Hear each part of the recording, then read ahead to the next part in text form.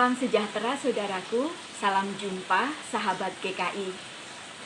Bersyukur bahwa kita saat ini boleh merasakan kasih anugerah Tuhan. Dan untuk memulai renungan kita hari ini, mari kita bersama-sama mohon pimpinan Tuhan, kita berdoa. Tuhan yang baik, terima kasih untuk kasih setiamu yang tidak berkesudahan dalam kehidupan kami. Hari ini hari baru bagi kami. Kami mau menikmatinya dan menjalaninya di dalam kasih setia dan anugerah Tuhan bagi kami. Firman-Mu akan kami jadikan sebagai penuntun di dalam jalan hidup kami. Berkati urapi dengan kuasa Roh Kudus-Mu, supaya kami mampu mengerti kebenaran firman-Mu dan melakukan di dalam kehidupan kami. Di dalam nama Tuhan Yesus kami berdoa. Amin. Firman Tuhan hari ini diambil dari Yohanes pasal 3 ayat 16. Karena begitu besar kasih Allah akan dunia ini, sehingga Ia mengaruniakan anaknya yang tunggal, supaya setiap orang yang percaya kepadanya tidak binasa, melainkan beroleh hidup yang kekal.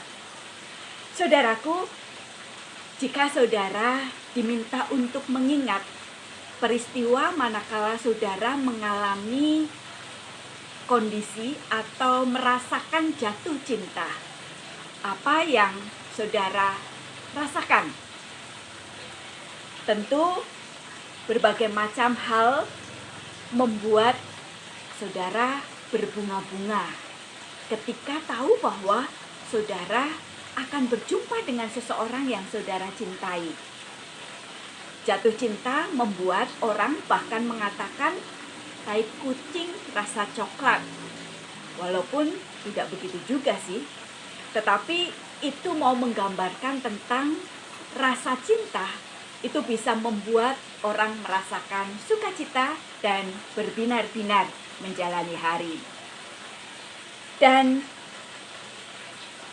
demikian pula ketika kita tahu bahwa cinta itu diberikan oleh Tuhan kita. Jalan cinta yang Tuhan ambil, yang Tuhan tempuh bagi kita, sebagaimana kita baca dan renungkan saat ini melalui Injil Yohanes. Ayat ini tentu tidak asing bagi kita, karena begitu besar kasih Allah akan dunia ini.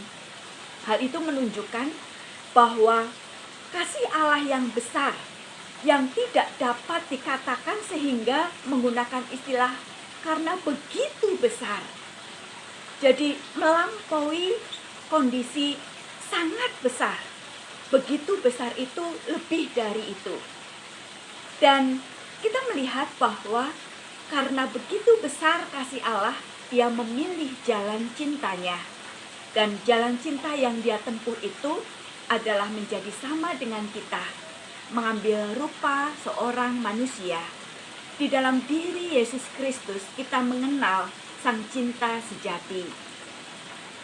Dan kita tahu bahwa manusia Yesus menunjukkan cinta Allah itu, dan jalan yang ditempuh itu bukan hanya sekedar lahir menjadi manusia, tetapi di dalam kisah pelayanan, kisah perjalanan hidup, hingga akhirnya Dia memilih untuk mati di kayu salib, bangkit pada hari yang ketiga, dan kemudian kita melihat bagaimana Dia menunjukkan kasih-Nya itu melalui panggilan bagi kita untuk percaya kepada kasih itu.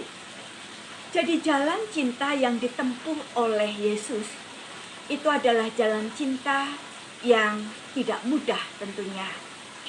Tetapi melalui semuanya itu, umat manusia beroleh hidup yang baru.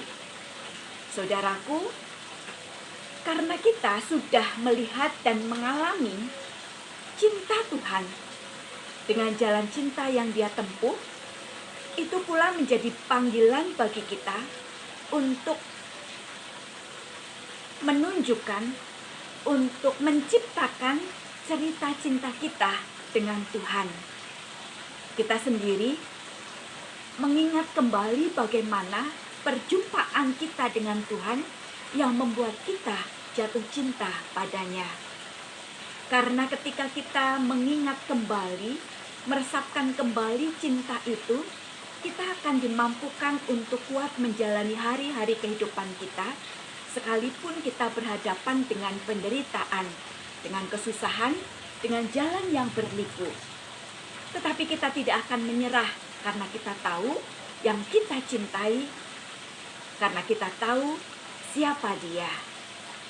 Saudaraku, di dalam perjalanan hidup kita, menjalani cerita cinta kita dengan Tuhan, kadang-kadang kita diperhadapkan pada situasi yang membuat kita bertanya, sungguhkah Tuhan mencintaiku?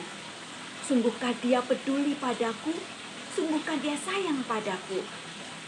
Saya ingin menceritakan sedikit tentang pengalaman hidup ketika saya mulai menyaksikan cinta kasih Tuhan.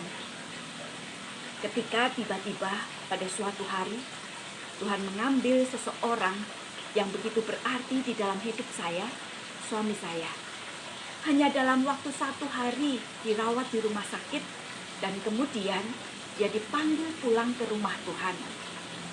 Pada saat itu, ketika saya berhadapan dengan kenyataan itu, mungkin sebagai seorang pendeta saya merasa kuat. Tetapi ketika hari-hari berlalu, saya mulai menyaksikan tentang kasih dan cintanya Tuhan. Saya bertanya-tanya, Tuhan, mengapa pada saat kami merancangkan segala sesuatu yang baik, ketika kami sungguh bersemangat untuk melayani Tuhan, ketika kami melakukan banyak hal untuk melayani Tuhan dengan lebih sungguh lagi, ketika kami bahkan sudah 10 tahun yang lalu merintis sebuah yayasan yang akan kami lakukan, yang kami persiapkan semuanya itu untuk pelayanan ketika nanti pada saatnya kami pensiun. Kami mengakhiri tugas tanggung jawab bekerja di kantor bagi suami dan juga bagi saya emeritus.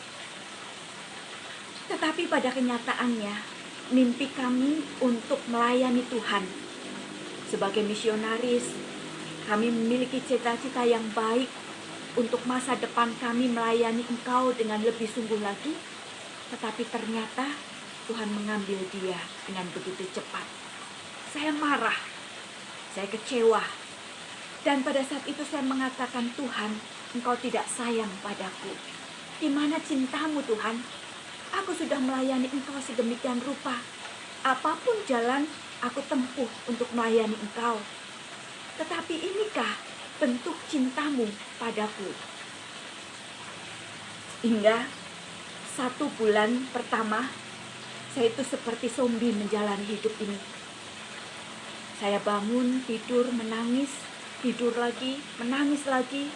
Dan seperti itu saya jalani hidup. Saya tidak punya semangat.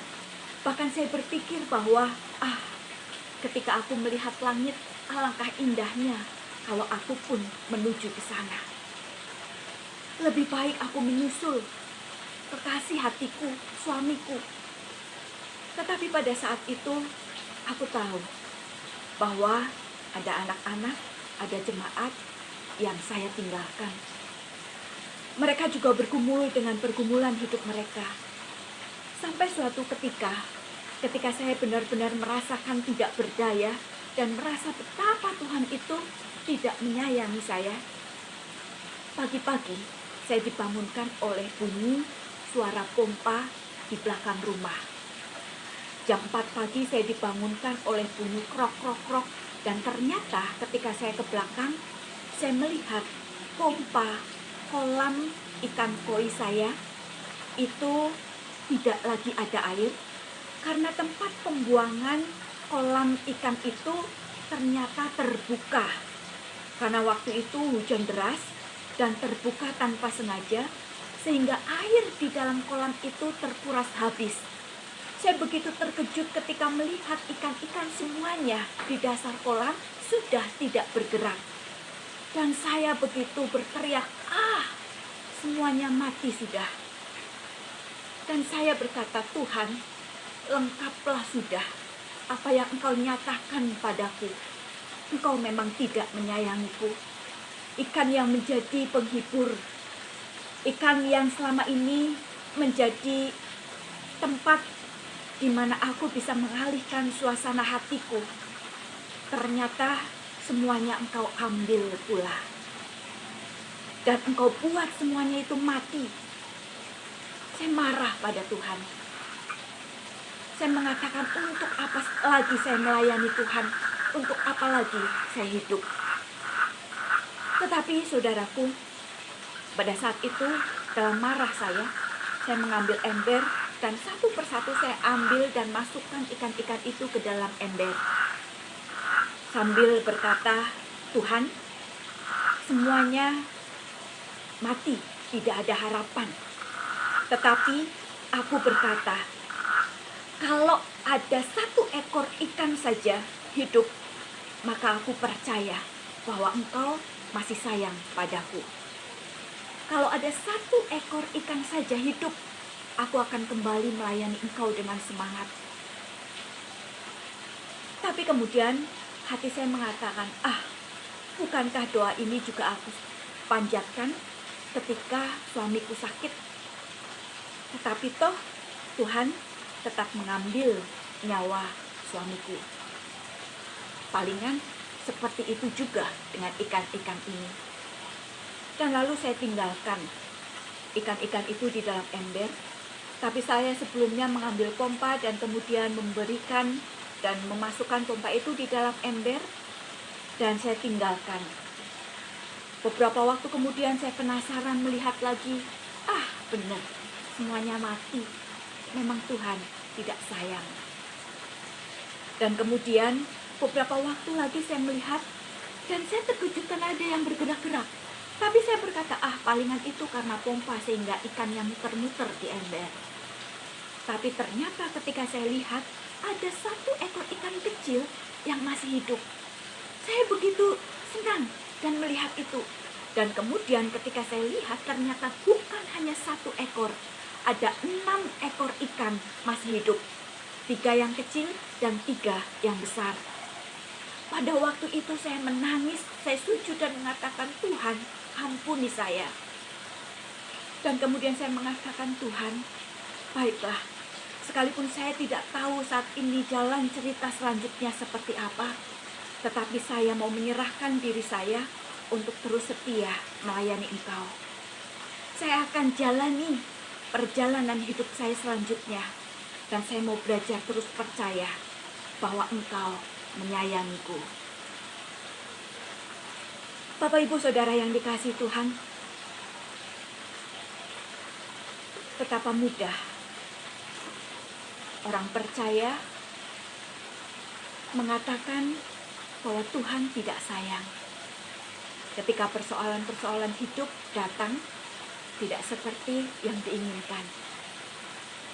Sehingga kemudian cinta Tuhan yang sudah ditunjukkan bertahun-tahun sebelumnya itu lenyap dan hilang dalam waktu sekejap hanya karena kita berhadapan dengan situasi yang tidak kita inginkan.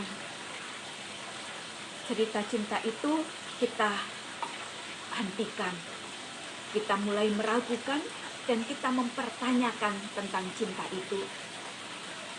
Tetapi akhirnya saya menyadari bahwa melayani Tuhan itu bukanlah sebuah tugas untuk diselesaikan. Melayani Tuhan itu adalah hak istimewa yang Tuhan berikan untuk kita. Ketika Dia memberikan kesempatan untuk kita melayani, itu adalah hak istimewa yang Dia berikan. Dan Dia hanya menginginkan kita percaya pada cintanya. Dan kita menciptakan cerita cinta kita dengan Tuhan melalui kehidupan kita. Kesediaan kita untuk melayani Dia dengan sungguh-sungguh dan juga melayani sesama. Cerita cinta kita harus kita ciptakan apapun situasinya. Dan karena itu pada saat ini, kalau Tuhan saja mengambil jalan cinta yang berat untuk menunjukkan betapa kita ini berharga, Mari, jangan sia-siakan cinta Tuhan. Tetap percaya apapun situasi hidup kita. Cerita cinta saya dengan Tuhan mungkin seperti itu. Bapak Ibu Saudara pasti mengalami cerita cinta yang lain. Nikmatilah itu, rayakan itu, rasakan itu. Sebab ketika kita sungguh-sungguh meresapkan cerita cinta kita akan sungguh-sungguh terpesona. Betapa indah jalan cinta yang terjadi. Betapa indah cerita cinta yang tercipta. Mari saudaraku, hari ini ciptakan cerita cinta kita dengan Tuhan dan juga dengan sesama. Rayakan hidup kita hari ini dengan cinta dan kebaikan. Amin. Mari kita berdoa. Sungguh kami bersyukur padamu Tuhan. Engkau mengajarkan kepada kami dan menunjukkan jalan cinta yang Engkau pilih. Menjadi manusia sama seperti kami, mengalami berbagai macam penderitaan sebagai manusia, hingga memilih jalan salib untuk menunjukkan kesempurnaan cintamu. Kali ini, bagian kami untuk menciptakan cerita cinta kami, memilih jalan cinta kami kepadamu dan juga kepada sesama. Biar firman-Mu meneguhkan kami, memantapkan langkah kami untuk terus percaya bahwa Engkau mencintai kami. Ketika keraguan tiba karena persoalan hidup yang berat bagi kami, ajar kami untuk tetap percaya dan berserah kepadamu. Di dalam nama Tuhan Yesus kami berdoa. Amin. Selamat beraktivitas sahabat GKI. Tuhan Yesus memberkati.